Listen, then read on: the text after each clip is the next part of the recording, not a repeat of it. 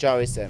TJ Media laiž laukā savu pirmo sociālo tīklu projektu Ceļš uz veselību, kur šova dalībnieks, kurš sver 160 kg, centīsies nomest lieko svaru 5 speciālistu vadībā. TJ Media nodrošinās pilnu ciklu producēšanu un atrādīšanu sociālajos tīklos, YouTube mēnešu garās epizodes un ikdienas epizodes reel formātā. Sveiks, Mārtiņ! Kā tu šodien jūties? Ļoti labi, steidzīga diena, kā jau tas manā tādā grafikā nedaudz ir ierasts, kad kaut kādos brīžos ir tādi diezgan lieli skrējieni. Ar cerību, ka arī tas ikdienas grafiks kaut kādā veidā sakārtosies, kad sakārtosies liekie kilogrami pie reizes. Kāpēc izlēmi piedalīties projektā Ceļš uz veselību? Tu māki pierunāt, kā saka. Tas tavs tāds pirmais introductions bija tāds, kas man ļoti aizķēra. Jo es kaut kā tajā brīdī arī, man liekas, morāli bija tieši kaut kā nobriedis, ka kaut kas atkal lietas labā ir jādara, bet tas tā visu laiku tiek atlikts. Tad tu nāc klajā ar savu ideju, un man tas pašam uzreiz tā galvā saslēdzās, kā tas pat varētu izskatīties. Jā. Tad tu esi priecīgs par iespēju piedalīties? Es esmu, varētu teikt, anormāli priecīgs. Savā ziņā uzskatu šo, kādreiz basketbola izlasē bija, man liekas, 2009. gadā sauklis. Tagad vai nekad. Tad, manuprāt, priekš manis šis ir tagad vai nekad. Vai attapšos kaut kur viesnīcā, alkohola reibumā spēles dienā, vai būšu žirgs un svaigs un fits un viss būs kā vajag. Kā tu šobrīd raksturot savu dzīvi? Vispārīgi šis te 2025. gads. Principā es uzskatu, priekš manis bija vienkārši super gads. Tā kā bija gan ups, gan downs, gan augšs, gan lejs, bet es principā pārvērtu savu dzīvi par 360 grādiem. Es tā kā beidzot pieķēros lietām, kas man patīk, kas ir mans, kas man sanāk. Un principā viņas praktiski tagad pilnībā aizņem man ikdienu. Tik cik kaut kur varbūt pa brīžiem man ar to plānošanu tā nelīdz galam soks, bet tas noteikti arī laika jautājums, un kā jau es minēju, tā svara nomšanas procedūra noteikti būs tāds palīgs salikt pa plauktiņiem arī to man ikdienu.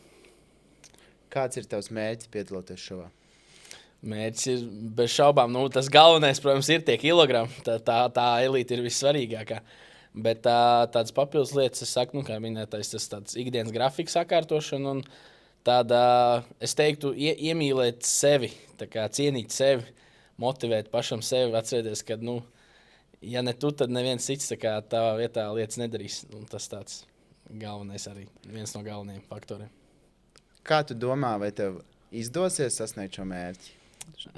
Mērķi, ko es gribētu teikt, kā galveno šo mērķi nomest šos kilogramus? Es domāju, ka jā. Manuprāt, mēs vēl neesam uzstādījuši varbūt tādu gala ciparu. Es nezinu, vai varbūt pat tas ir, vai tas ir vajadzīgs, bet jā, tur noteikti arī savs ieskats tajā būs arī speciālistiem par to.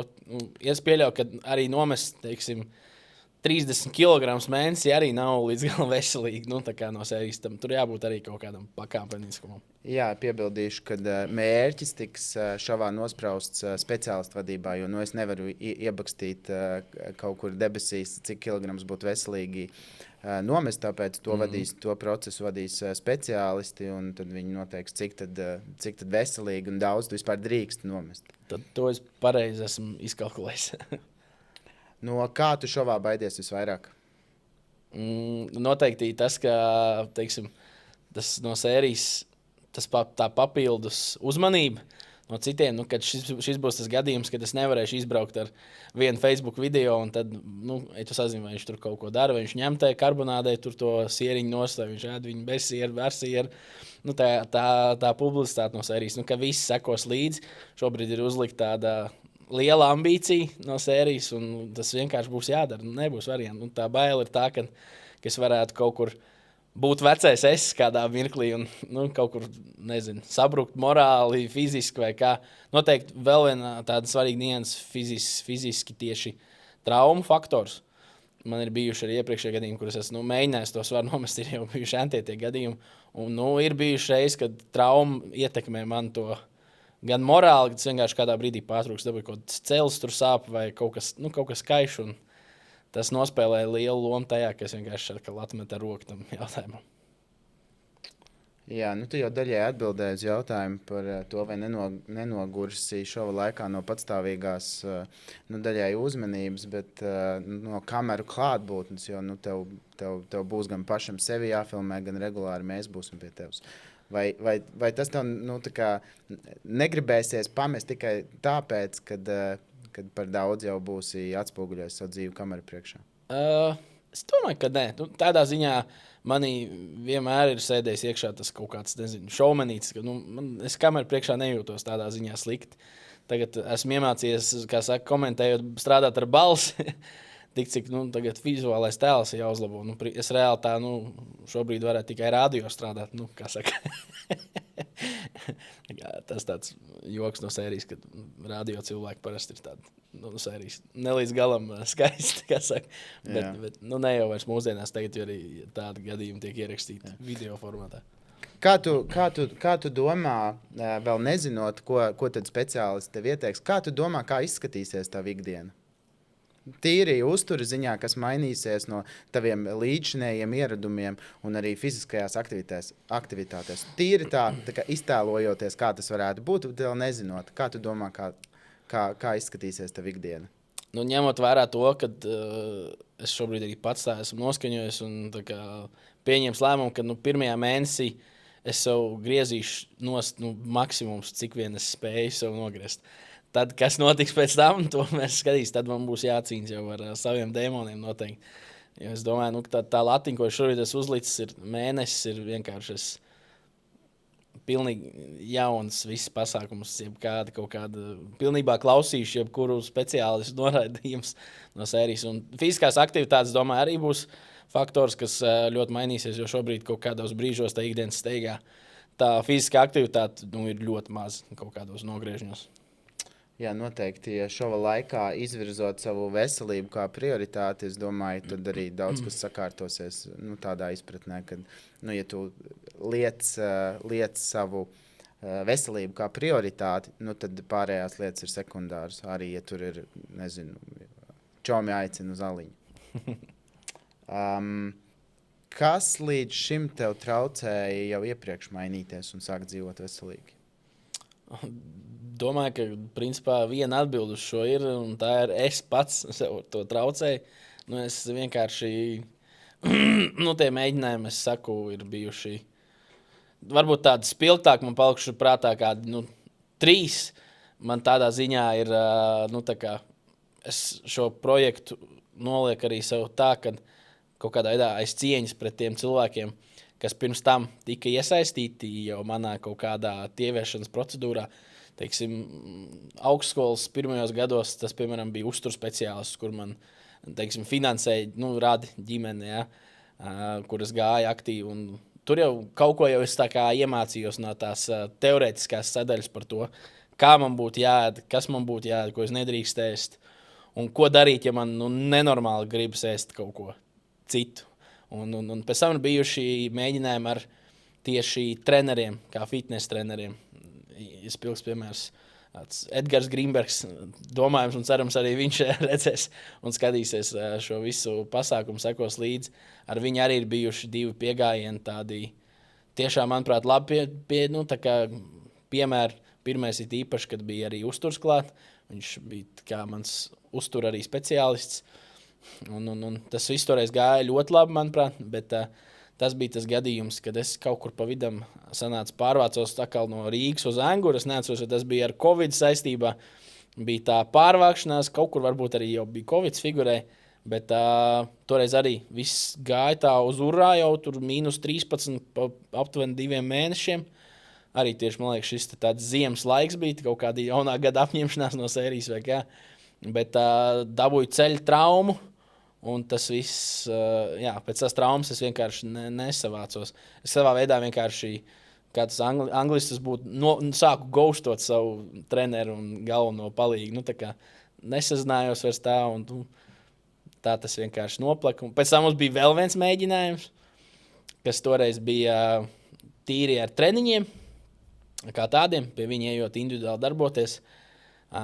Tur bija arī, protams, reizes, kad viņš jau tad bija nedaudz aizņemts cilvēks. Viņš jau bija kļuvis savā ziņā pats jau kaut kādā veidā augstāka līmeņa treneris ar vairāk no sērijas klientiem. Nebija varbūt viņam kādos brīžos man vairāk laika. Un pats arī varbūt to izmantoja kā attaisnojumu, ka labi, treneri varbūt kādā brīdī viņš tur netiek. Es jau tur no sērijas nepielikšu kaut ko klāt, lai mēs satiktos no sērijas. Un tā ir aizgājis. Jā. Tie ir tādi galvenie mēģinājumi bijuši. Es negribu uzlikt papildus spiedienu, bet vai saprotu, ka ar šo šova laikā tu ne tikai mēģinās mainīt savu dzīvi, bet visi, kas sekos, tevi ņems kā piemēru, jo tu vari ne tikai savu dzīvi mainīt, bet tu vari mainīt arī citu dzīves. Vai es par to iedomājies? Godīgi sakot, jā, kaut kur šajā jautājumā esmu bijis kaut kur nedaudz sautīgs. Daudz esmu domājis par to, kā tas man pašam izpaudīsies, bet tas būtu amazing. Tā kā lieliski, ja es varētu kādu džeku vēl nomotivēt, pamotivēt tās lietas darīt. Un savā ziņā, manuprāt, šis būs tāds ļoti labs variants, kad tā mākslinieckā mākslīguma kaut kāda pieskaņa galīgi nebūs no sērijas. Tas viss būs tādā gandrīz vai live formātā no sērijas un ar tādiem reiķinām speciālistu ieteikumiem, kas ir katrs savā jomā speciālists.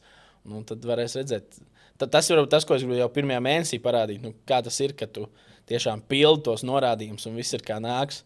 Pēc tam pirmkārt skatīsimies, vai man tas izdosies, un tad jau skatīsimies, kā tas būs tālāk, kad tev tas ir jāieslidina savā ikdienā. Nebūs jau tā, ka es nometīšu 6 mēnešu laikā, 40 kg. Man jau pēc tam ir jādzīvo tā, lai viņi paliktu tie nomestie kilogrami, lai viņi nenāk atpakaļ. Tā arī vēl pievienotā vērtība. Jā, šobrīd mēs esam vienojušies, ka šovs ies 6 mēnešus, bet ja 6 mēneši būs izdevušies, tad mēs mierīgi varam šovu pagarināt līdz vēl ilgi līdz jau tādam gala rezultātam. Tā kā, ja būs atsaucība un hypes, tad mēs turpinam vienkārši arī pēc šiem 6 mēnešiem un pabeidzam to lietiņu līdz galam. Hyposim. Ko tu ceri ieraudzīt sevī pēc 12 mēnešiem? Es vairāk šeit domāju tādā kā emocionālā un tādā cilvēka ziņā. Kā tev liekas, kā tu varētu mainīties šo 12 nākamo mēnešu laikā? Es domāju, ka tā pirmā tāda galvenā doma, vismaz priekš manis arī ir tā, kad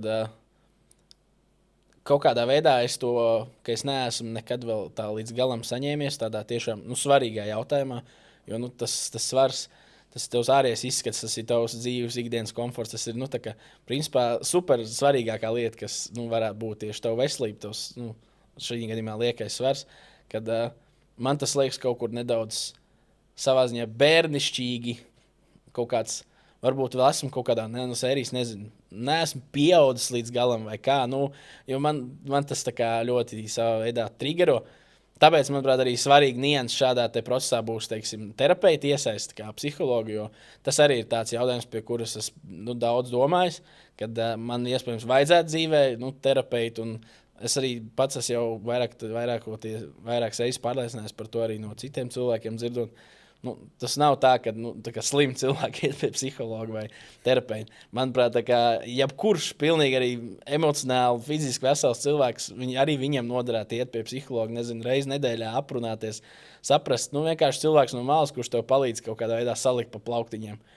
Īpaši vēl tādā gadījumā kā man, kad tā salikšana pa plauktiņiem ir galīgi garām. Tā pieaugšana kļūt par tādu reāli pieaugušu džeku un darīt lietas tā, kā viņas būtu jādara, nevis kaut kādā veidā. Man šodien negribas. Tā pieaugušu vīri nedara. Tāds ir mans galvenais, es teiktu.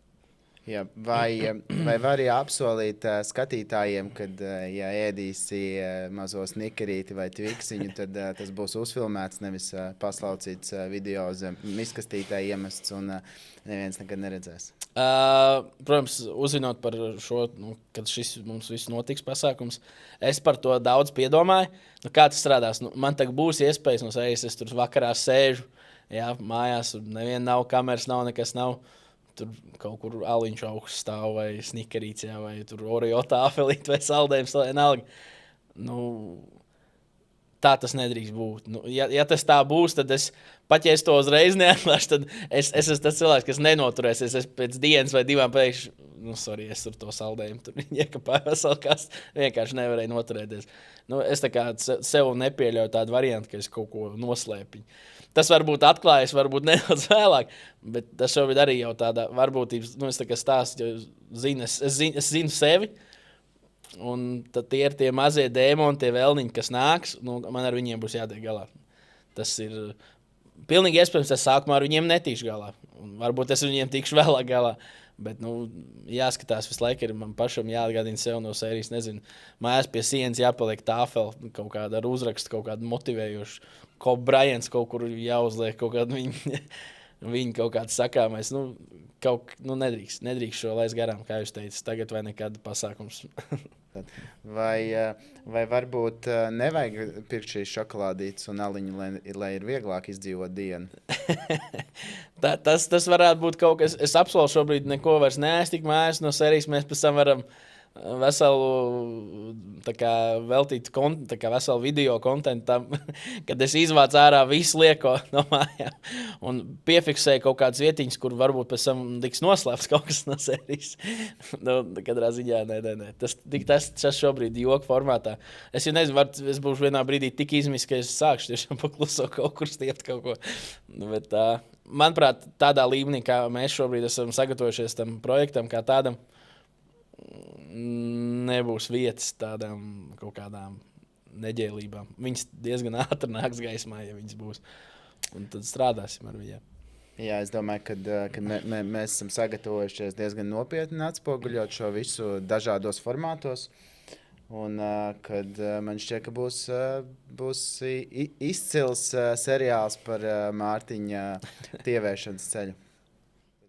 Visu saturu, kas saistīts ar šovu, varēsiet atrast mūsu sociālo tīklu kontos. YouTube epizodes iznāks reizi mēnesī, plus būs kaut kādi ieraksti no sesijām tepat studijā pie mums. Un visus daily mazos video, ko mēs apstrādāsim, varēsiet skatīties mūsu sociālajos tīklos Facebook, Instagram un TikTok. Izvēlaties sev piemērotāko, ērtāko sociālo tīklu, piesakojiet mūsu kontiem un gaidiet saturu.